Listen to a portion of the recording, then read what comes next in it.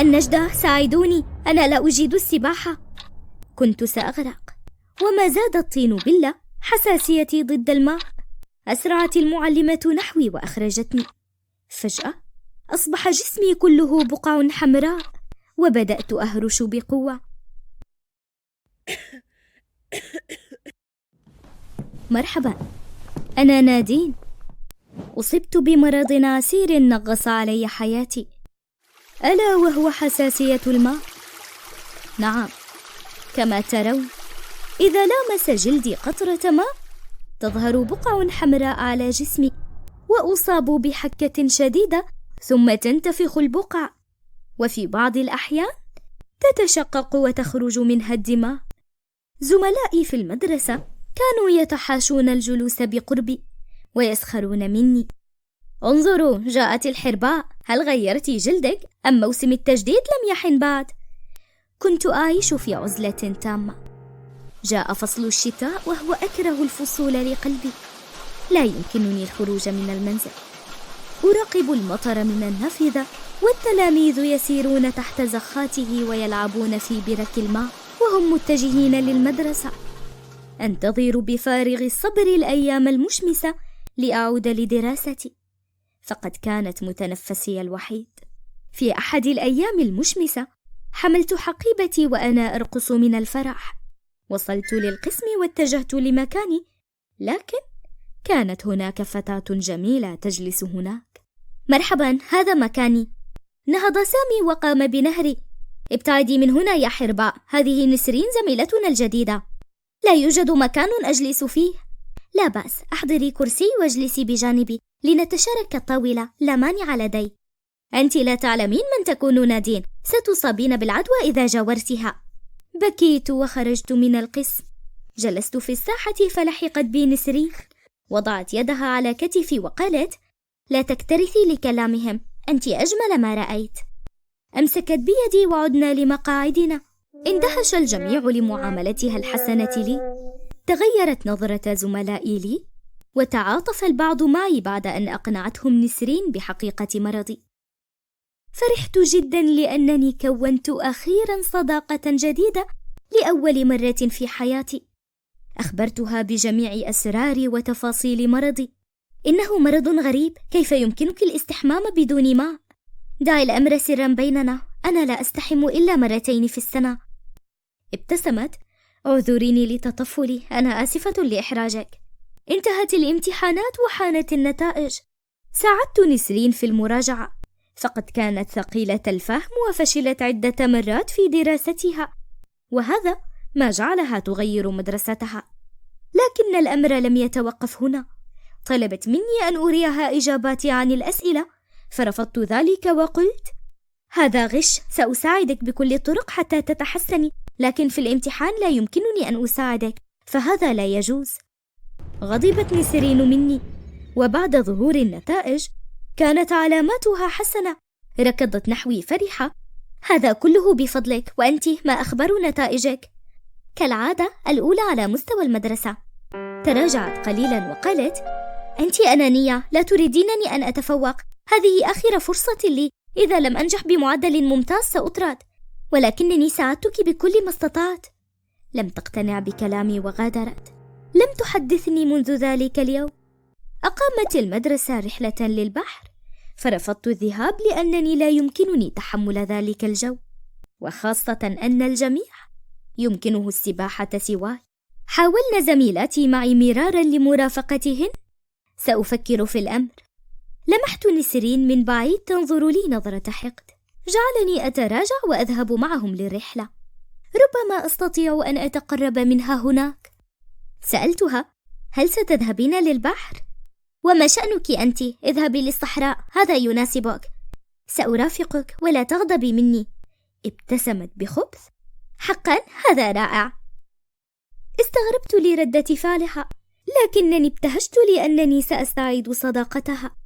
جاء يوم الرحلة، وانطلقت الحافلة وسط أغاني الفتيات وتصفيق الفتيان. وصلنا إلى البحر.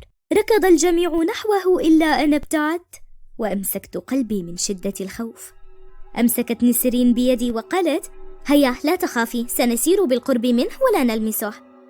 استأمنتها وأمسكت يدها. بمجرد ما وصلنا لحافته رمتني بالداخل. صرخت: النجدة، ساعدوني، أنا لا أجيد السباحة. كنت سأغرق، وما زاد الطين بلة حساسيتي ضد الماء. أسرعت المعلمة نحوي وأخرجتني. فجأة أصبح جسمي كله بقع حمراء، وبدأت أهرش بقوة. اجتمع التلاميذ حولي مندهشين. ضحكت نسرين: انظروا، الحرباء تجدد جلدها. ضحك الجميع لنكتتها. نهرتها المعلمة وقالت: ما الذي فعلته بزميلتك؟ ألا تعلمين بأنها لا تلامس الماء؟ هي من طلبت ذلك مني، أرادت أن تجرب السباحة مثل البقية. أنت معاقبة، عودي للحافلة ولا تخرجي منها. قامت المعلمة بتجفيفي وسألتني: ألم تحضري مرهما أو أي شيء؟ لا، اتصلي بوالدي، سأعود للمنزل. عدت للمنزل وأنا أبكي بحرقة. بقيت لمدة أسبوع حتى اختفت بعض البثور وزالت الحكة. يمكنك العودة للدراسة الآن. لا أريد أن أعود للسخرية، أعلم أن نسرين لن تتوقف عن الانتقام مني.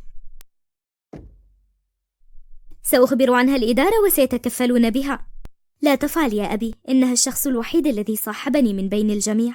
هي غاضبة مني فقط لأنني لم أساعدها أثناء الامتحان.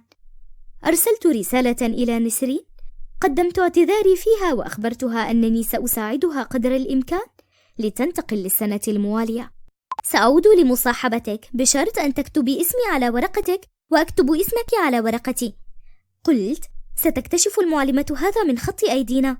قالت: لا يهمني. أخبرت والدي بما قالته لي، فقال: هذه صداقة مصلحة وليست صداقة حقيقية، وستنتهي بمجرد انتهاء المصلحة. ولكنني سأبقى بدون أصدقاء إن رفضت طلبها، وسأتعرض لتنمرها يوميا كما ستحرض بقية الزملاء.